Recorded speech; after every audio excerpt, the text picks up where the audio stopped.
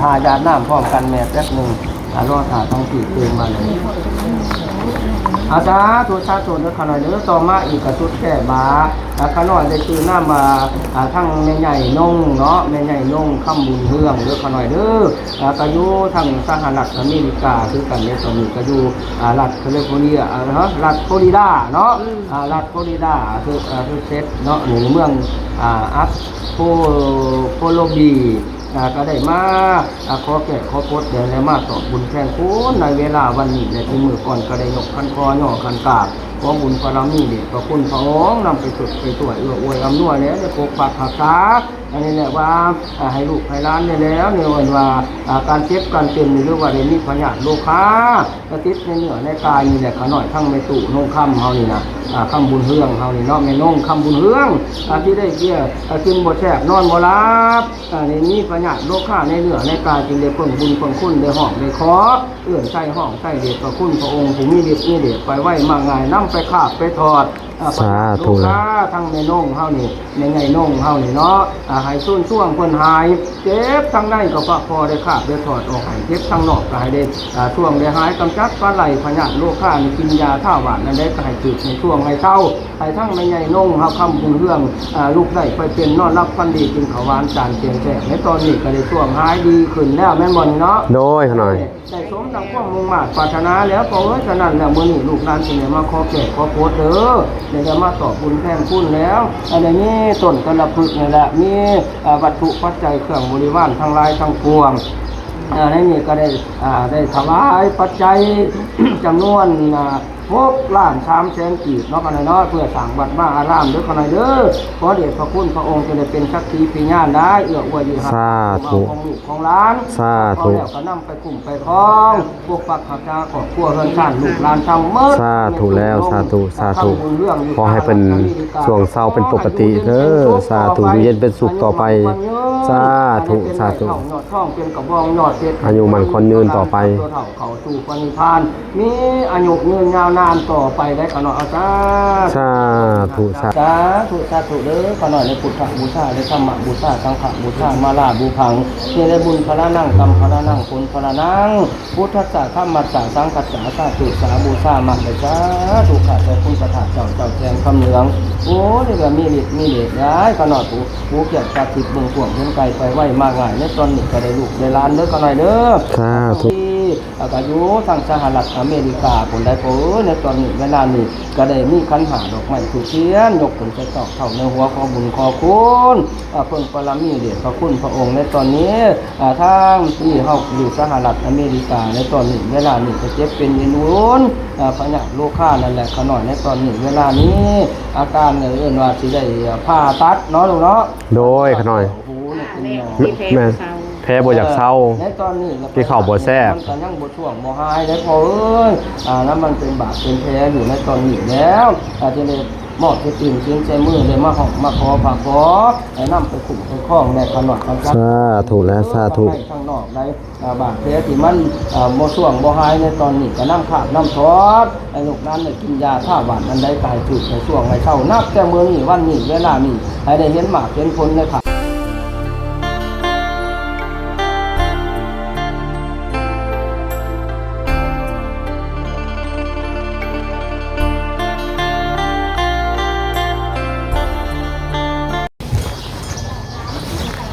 กับสบายดีพ่อแม่พี่น้องเนาะเบิร์ดสู่กูสู่คนพี่น้องเอ้ยเนาะเบิร์ดสู่มงสู่บอลพี่น้องเอ้ยเนาะกันยินดีเข้าสู่ช่อง YouTube ปอละสายบุญคุณธรรมคือเก่าพี่น้องเอ้ยเนาะเส้นเก่าเส้นเคยพี่น้องทักทายสบายดีเนาะ FC ทางฝั่งไทยและ FC ทางฝั่งลาวและ FC ทางต่างประเทศพี่น้องเอ้ยที่รับชมเบาละอยู่เนาะมื้อนี้ทางเวลาก็ได้เดินทางมาเฮ็ดตามจุดประสงค์เนาะของทางแม่เพิ่นเนาะอยู่ทางอัน USA ก็คือทางแม่ตู่นงคำบุญเฮืองเนาะประตูบุญจันทร์คำบุญเฮืองเนาะคือทางอันแม่เพิ่นเนาะได้ขอพรเนาะนำพระธาตุโพนเนาะพระธาตุแทงทองคำเหลืองเนาะเรื่องพระธาตุศักดิ์สิทธิ์ในแห่งนี้เนาะพี่น้องหลักก็ได้เดินทางมาและมาในมื้อนี้พี่น้องเอ้ยเนาะคือทางบลาก็สิได้มาเหตุตามจุดประสงค์เนาะคือมาถวายเงินเนาะมาที่ทางแม่เพิ่น เนาะได้มีการบะบุญไว้ในใจเนาะพี่น้องเนาะก็ถือว่าได้ขอบะพระธาตุพลพระธาตุศักดิ์สิทธิ์นี่แหละพี่น้องเอ้ยก็คือว่าทั้งด้านหลังของเฮาเนี่ยเนาะก็คือว่าเพิ่นก็มีจุดประสงค์อยากจะถวายเงินให้ทางวัดแห่งนี้เนาะพี่น้องเนาะก็คือเป็นเงินอยู่$300พี่น้องเอ้ยเนาะก็คือว่าเวลาก็สิได้เฮ็ดตามจุดประสงค์ของเพิ่นเนาะแล้วก็สิได้นำเงินมามอบให้ทางอันคณะวัดเนาะก็คือทางนี่ก็คือทางอีแม่เพิ่นนี่เนาะเพิ่นก็สิได้พาเฮาไปเขียนสื่อเขียนเสียงไว้เนาะอยู่ในด้านบอนที่เพิ่นรับเงินบริจาคอยู่ในจุดนั้นเนาะพี่น้องเดี๋ยวเวลาก็สิได้เข้าไปมอบเงินให้ทางเพิ่นเนาะแล้วก็สิได้เขียนสื่อเขียนเสียงไว้เนาะพี่น้องละได้แจ้งสื่อแจ้งเสียงไว้เนาะเอาโอเคพี่น้องเวลาก็สิได้เหตุตามจุดประสงค์เนาะก็คือนำเงินไปมอบให้เลยเนาะพี่น้องเนาะแล้วก็สิถ่ายพิธีกรรมเนาะหรือว่าการเหตุต่างๆเนาะในวัดนี่แหละพี่น้องเอ้ยเนาะเอาโอเคพี่น้องไปติดตามเลยครับชมนำเบาหละได้เลยเนาะพี่น้องเนาะโอเคสบายดีแม่สบายดีโดยอันนี้ก็คือคณะกรรมการวัดเนาะแม่แม่นบ่แม่ประธานปกครองบ้าน ประธานปกครองบ้านเนาะโดยกะนั่นแหละจะให้เพิ่นเป็นสักขีพยานเนาะกันนี่แหละก็คือได้ถวายให้แด่อันพระเจ้าเนาะคือพระเจ้าแทงทองคำเหลืองโดยพาไปเลยแม่โดยต้องไปเขียนสื่อเขียนเสียงเนาะโดยนี่เนาะพี่น้องบริเวณวัดแห่งนี้ก็มีการก่อสร้างพี่น้องเอ้ยศาลาหงคำแห่งใหม่เนาะพี่น้องเนาะ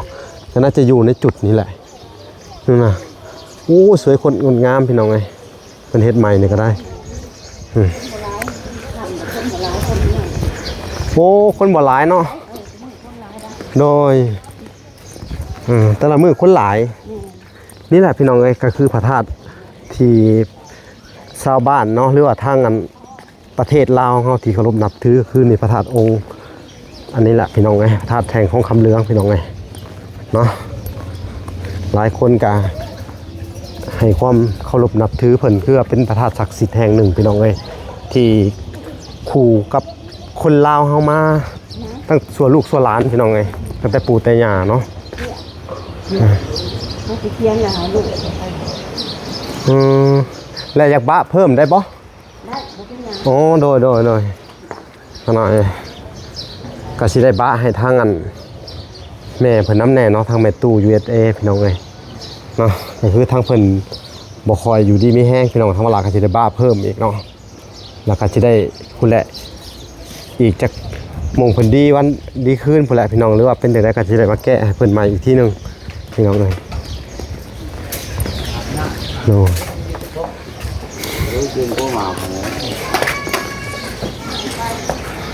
นี่นะ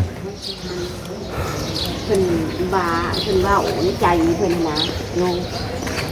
เฮ้ย แม่เพิ่น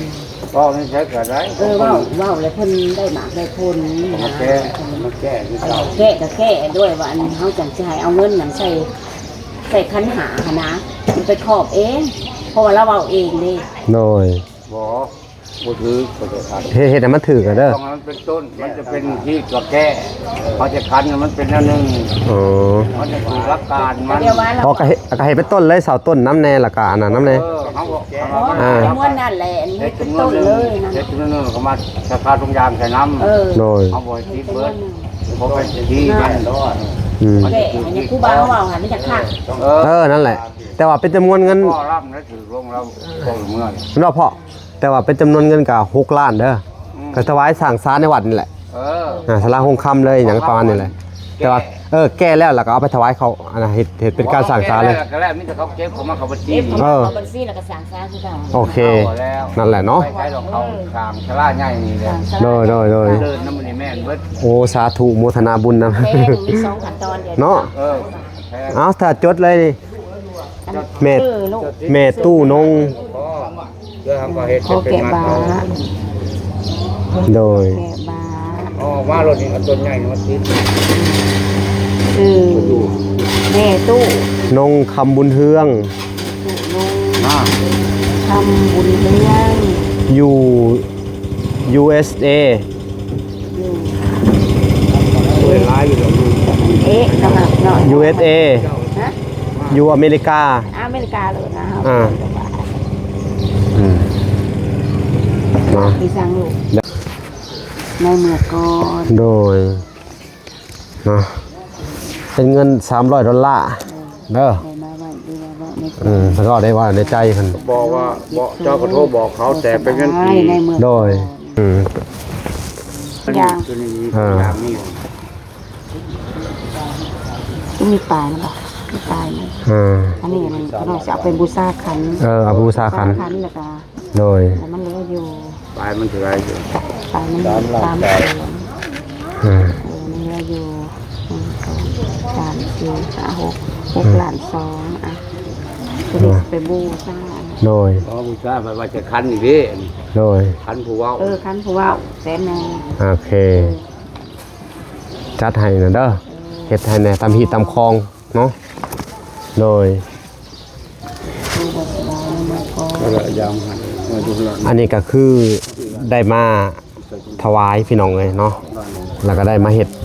ตามปัจจัยของแม่ตู้นงเพิ่นคือว่าเงินเหล่านี้เพิ่นก็จะเข้าบัญชีในวัดนี่แหละสร้างศาวัดต่อไปพี่น้องเลยเนาะ อันนี้สิติดเอาเขาทุกอย่าง อืม เอาแบบนี้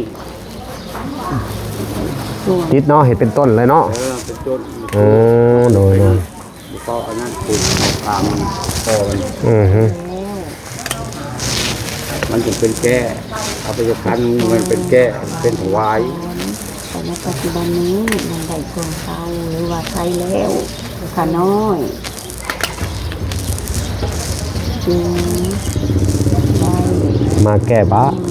เงิน นำเงิน จำนวนเงิน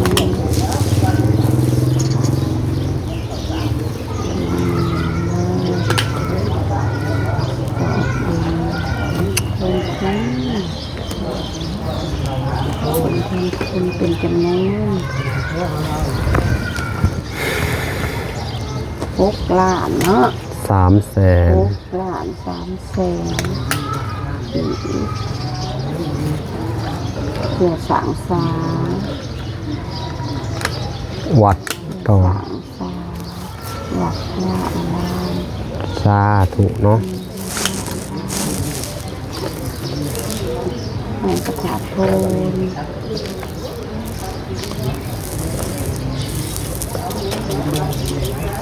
ต่อไป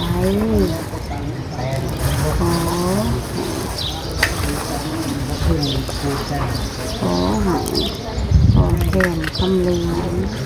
อ๋อมันจะเอาชุดแก้มากอันนี้แมน คำเลือง แต่งให้ขาน้อยเด้อ ทุกคน เจ้าไปเอารถชุดแก้ พอเขาสิไปเอาไม้เพิ่น อืม ที่คุณเจ้าไหมเดี๋ยวพาไป พวกเขาอยู่ดีนี่ฮะตลอดไปเลย สาธุ ตัวง่ายหลายคนละมากก็ นี่เอาไว้ใส่ แก้ คัน ไป เนี่ย ถวายมันก็บุญ โดย ทั้งตัวมาแก้บ้าตัวเฮ็ด คุณเป็นจำนวน6 ล้าน3 แสนกี่พวกสาขาวัดวาอารามในประชาชนต่อไปขอให้ผู้เป็นคนเหลืองผมขอให้ผู้ขายอยู่ดีมีแรง สาธุขอให้เพิ่นอยู่ดีมีแห้งยิ่งขึ้นเนาะถ้าสุขสบายแล้วขอให้สบายยิ่งกว่าอันนั้นกว่าเก่าอีกเนาะ โอ้ยอย่าพอแล้วบอก สาธุ เออ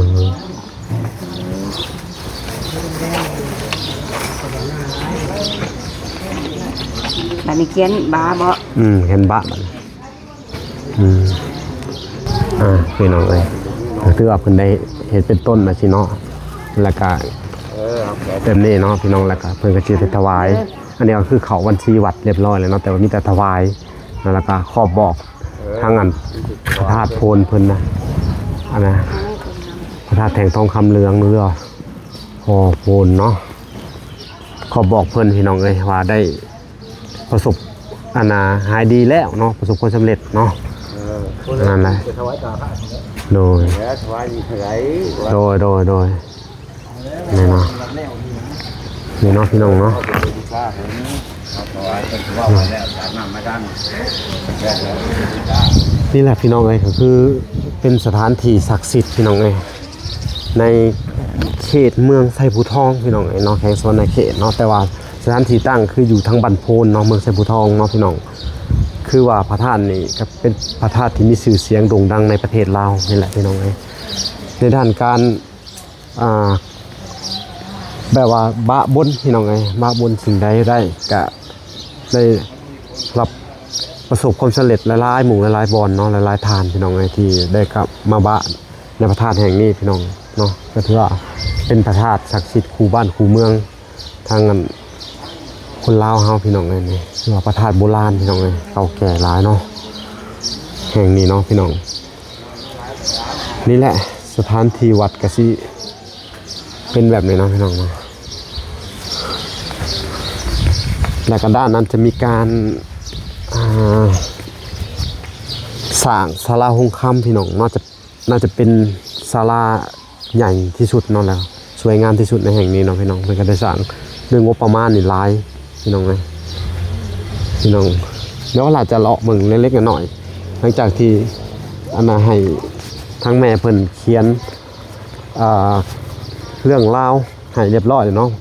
เวลาก็จะได้ไปกราบพระกราบอะไรนะพี่น้องเลยนี่แหละ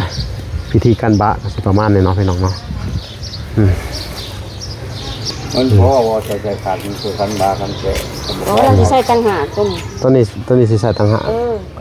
ตัวนี้ใส่ อันนี้ของแม่ตู้ USA พี่น้องเลยเนาะเวลาก็จะได้บะให้แม่เพิ่นเนาะแม่ตู้ USA พี่น้องเลยเนาะโอเคพี่น้องเลยทางเวลาก็จะได้ไปถวายเงินแล้วก็จะได้ไปใส่คันบะให้ทางแม่ตู้เนาะ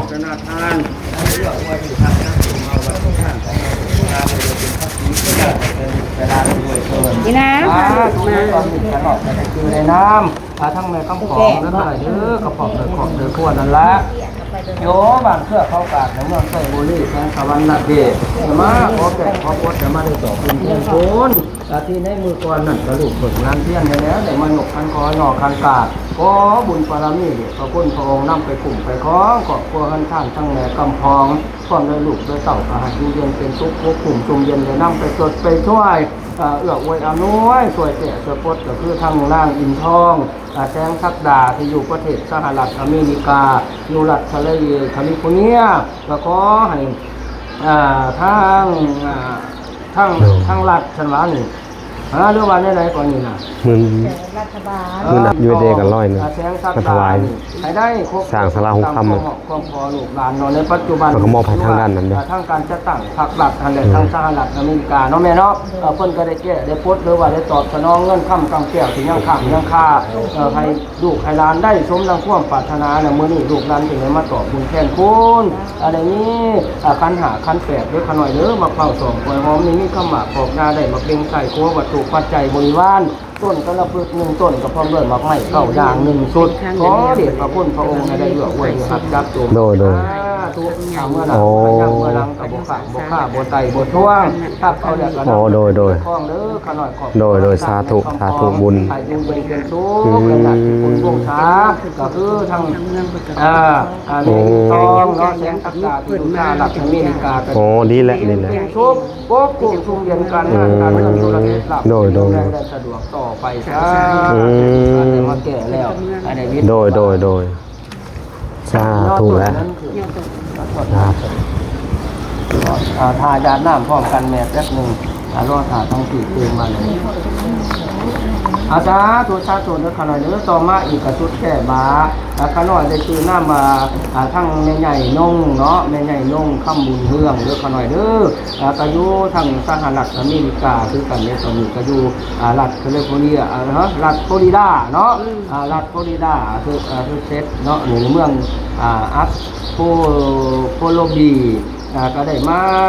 ขอแก่ขอพดเดี๋ยวได้มาตอบบุญแทนคุณในเวลาวันนี้ในที่มือก่อนก็ได้ยกคันคอย่อคันกราบขอบุญพระรามีเดชพระคุณพระองค์นำไปสุดไปสวยเอื้ออวยอำนวยแล้วได้ปกปักรักษา อันนี้แหละว่าให้ลูกให้ร้านได้แล้วเนี่ยว่าการเจ็บการเป็นหรือว่าได้มีพยาธิโรคค้า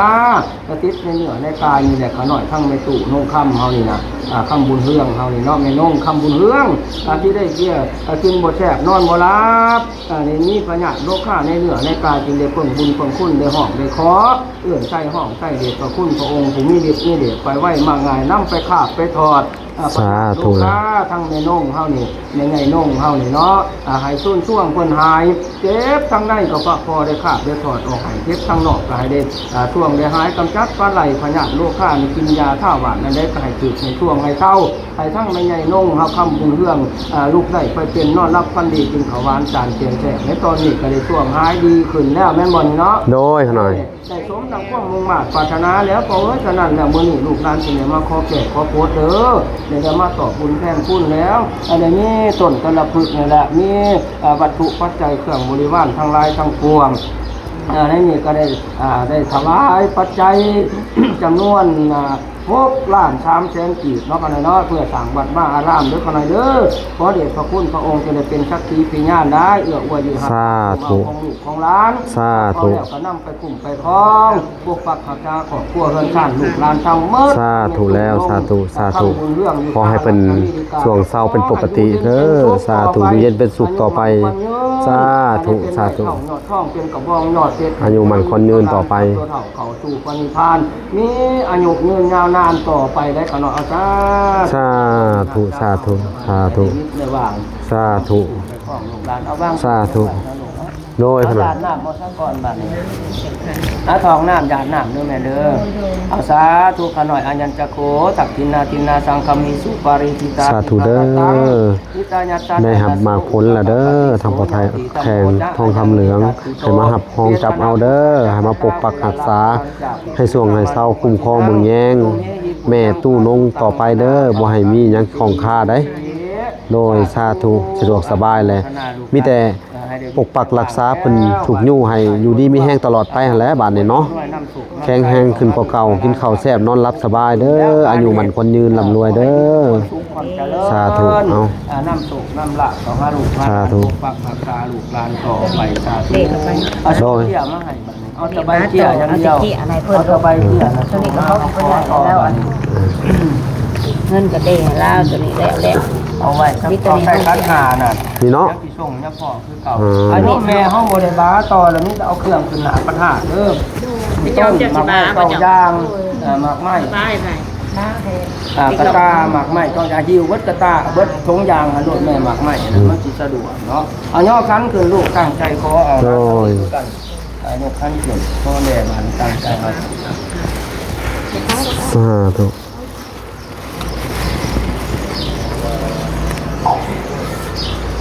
อาสาธุสาธุละกันหน่อยนะโมตัสสะภะคะวะโตอะระหะโตสัมมาสัมพุทธัสสะสาธุสาธุเด้อขอหน่อยในพุทธบูชาในธรรมบูชาสังฆบูชามาลาบูพังเนี่ยได้บุญพระนั่งกรรมพระนั่งคุณพระนั่งพุทธัสสะธรรมัสสะสังฆัสสะสาธุสาบูชามาเลยสาธุข้าแต่คุณประทานเจ้าแทนคำเหลืองโอ้นี่ก็มีฤทธิ์มีเดชย้ายขอหน่อยผู้เกียรติศักดิ์สิทธิ์เบื้องต้นเรื่องไกลไปไหวมากง่ายในตอนนี้ก็ได้ลูกได้ล้านเด้อขอหน่อยเด้อสาธุที่อายุทางสหรัฐอเมริกาคนใดในตอนนี้เวลานี้ก็ได้มีขันหาดอกไม้ถูกเทียนยกผลใจตอกเท่าในหัวขอบุญขอคุณเพิ่งปรมีเดชพระคุณพระองค์ในตอนนี้ทางเมตุเข้าอยู่สหรัฐอเมริกาในตอนนี้เวลานี้จะเจ็บเป็นยินวุ้นพญาโลค่านั่นแหละขน่อยในตอนนี้เวลานี้อาการเอื่นว่าสิได้ผ่าตัดเนาะลูกเนาะโดยขน่อยแม่แพ้บ่อยากเศร้าในตอนนี้ที่เข่าบ่แซ่บมันก็ยังบ่ช่วงบ่หายได้พอเอ้ยแล้วมันเป็นบาดเป็นแผลอยู่ในตอนนี้แล้วอาจจะได้มอบให้ตื่นเสียงใจมือเลยมาขอฝากขอให้นำไปขุ่มไปคล้องในขนมกันสาธุและสาธุข้างนอกได้บาดแผลที่มันบ่ช่วงบ่หายในตอนนี้ก็น้ำขาดน้ำทอดไอ้ลูกนั้นได้กินยาท่าหวานอันใดตายจุดในช่วงในเช้านับแต่มื้อนี้วันนี้เวลานี้ ให้ได้เห็นหมากเห็นผลในขามบัด สาธุเด้อขน่อยสาธุสาธุสาธุสาธุ กำลังจากตัวเท่าเขาสู่ปณิพานได้ขน่อยเอาจ้า สาธุสาธุขน่อย ช่วยอวยอำนวยเด้อ ขอให้เพิ่นหายไวๆสาธุ หมากเห็นผลช่วงหายดีขึ้นได้แล้วก็สิกลับขึ้นมาตอบบุญ โดยสาธุแล้ว ตามพ้องเลย สาธุขน่อย น้ำสดน้ำสวด น้ำสดน้ำสวย อยู่สหรัฐคนใด โดย ต่อมากับทั้งเผ่าพวกมาจันเนาะทุติสารเด้อหรือว่าต้อง เดี๋ยวครับ หน่อยนี่แหล้วก็อยู่คนผ่าเท่านี้แหละหน่อยยกคันก้อนยกคันตาบุกล้านนี่คือ โดยเด้อ ทำนี่แล้ว โดยแม่เจ้าจะให้ขาดนะเจ้าเด้อแม่เด้อขาเขียนเด้อ อยู่บนสมัย ได้น้องเอ้ยตัดภาพมาอยู่ทางหน้าพระธาตุโพนพี่น้องเอ้ยเนาะหรือว่าพระธาตุแทงทองคำเหลืองเนาะปลากาสิได้มาจุดธูปเนาะ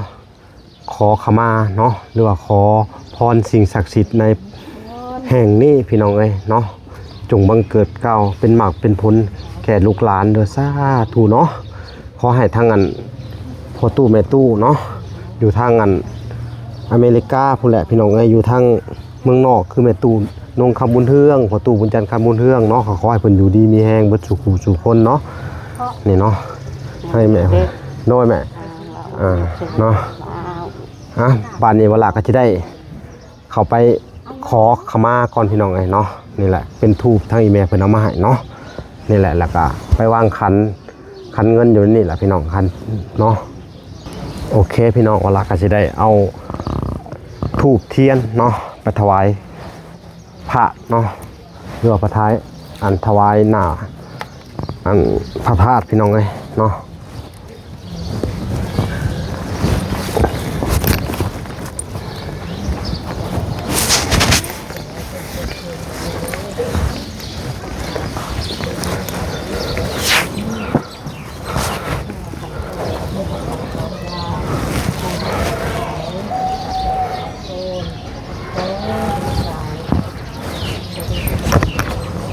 สาธุ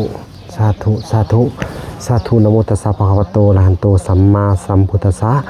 นะโมตัสสะภะคะวะโตอะระหันโตสัมมาสัมพุทธัสสะนะโมตัสสะภะคะวะโตอะระหันโตสัมมาสัมพุทธัสสะสาธุสาธุแล้วขน้อยมื้อนี้ผู้ขาเนาะลูกหลานขอมาแก้บะแก้บุญให้ทางอันแม่ตู้นงคำบุญเฮืองเนาะเพื่อได้มากได้รับมากรับผลแล้วเนาะคำขอของเพิ่นเป็นจริงแล้วเพิ่นก็ได้อยู่ดีมีแห้งขึ้นเนาะพอเราก็สิมาขอพรเพิ่มเนาะสาธุ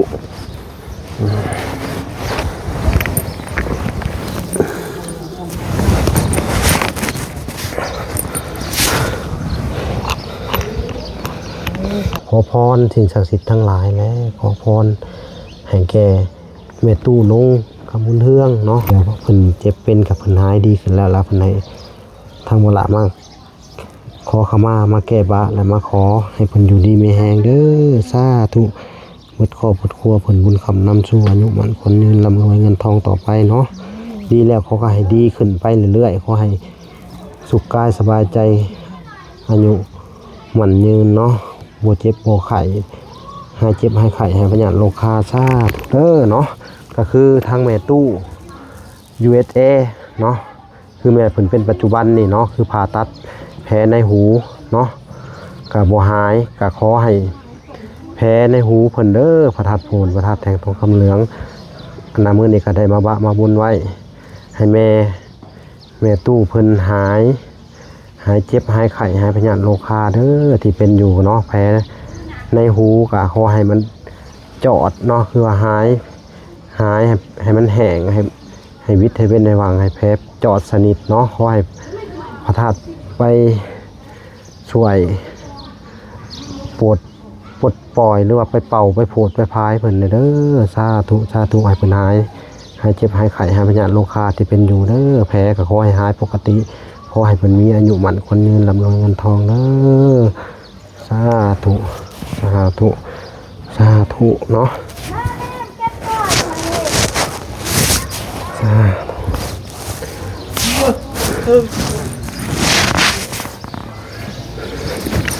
โอเคพี่น้องเอ้ยเนาะทางเวลาก็ได้มาขอพรสิ่งศักดิ์สิทธิ์เนาะพระธาตุโพนพระธาตุแทงทองคำเหลืองแล้วเนาะพี่น้องก็ถือว่านี่แหละพี่น้องหลายคนก็ยังบ่เคยเห็นเนาะหลายคนก็บ่ได้เคยมาหลายคนก็ ที่เบิ่งในคลิปก็คือสิเคยมาอยู่เนาะนี่อันนี้ก็คือพระธาตุศักดิ์สิทธิ์พี่น้องเอ้ยพระธาตุที่ทุกคนได้มาในเขตนี้แล้วต้องได้มากราบมาไหว้พี่น้องเอ้ยเนาะนี่อันนี้ก็เป็นพระธาตุเก่าแก่พระธาตุบูฮานเนาะตั้งแต่ผู้แหละพี่น้องเอ้ยตั้งแต่พระพุทธเจ้าเนาะน่าจะมีประวัติอยู่พี่น้องเอ้ยเนาะหลายคนก็คือสิได้เบิ่งประวัติของทางพระธาตุโพนอยู่พี่น้องเอ้ยนี่เนาะนี่แหละพี่น้องเอ้ยก็สิประมาณนี้แหละพี่น้อง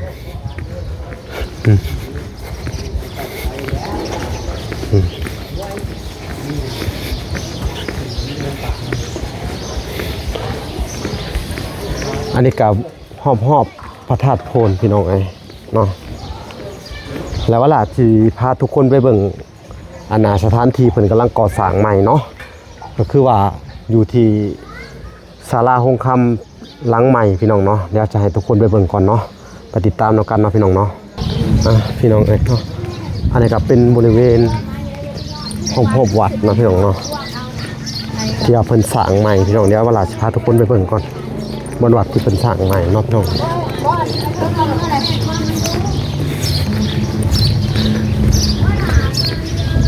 โอ้นี่พี่น้องเอ้ย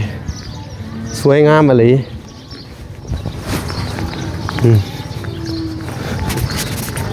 อ๋อโธ่เพิ่นสิเฮ็ดพระใหญ่เนาะองค์พระใหญ่พี่น้องเอ้ยคือมาสวยงามแท้พี่น้องนี่ศาลาหงคำ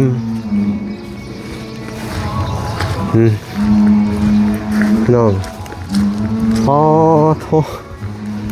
มีลวดลายที่สวยงามพี่น้องเอ้ยมูลค่าเป็นตื้อพี่น้องเอ้ยตัวนี้หลายตื้อพี่น้องเอ้ยนี่